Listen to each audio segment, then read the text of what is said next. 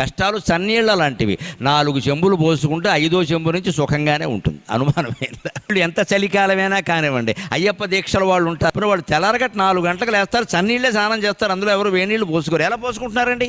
ముందు 4 చెంబులు అయ్యప్ప స్వామియే అంటారు, అయిపోయిందంతే, మొత్తం ఆ మిగిలినంతా బాగానే ఉంది. అంతే, మనం అలాగే ఉండాలి. కష్టాలంతే, ముందు 4 కష్టాలు భరించగలిగితే తర్వాత ఆ కష్టం కూడా సుఖంగానే ఉంటుంది.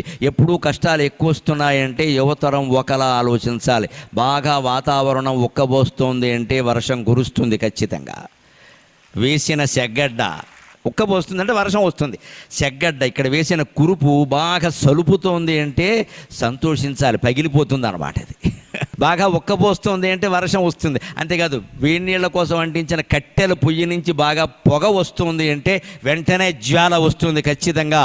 అలాగే కష్టాలు నీ జీవితంలో కమ్మేయి అంటే భగవద్ అనుగ్రహం వర్షం రూపంలో కురవడానికి సిద్ధంగా ఉంది.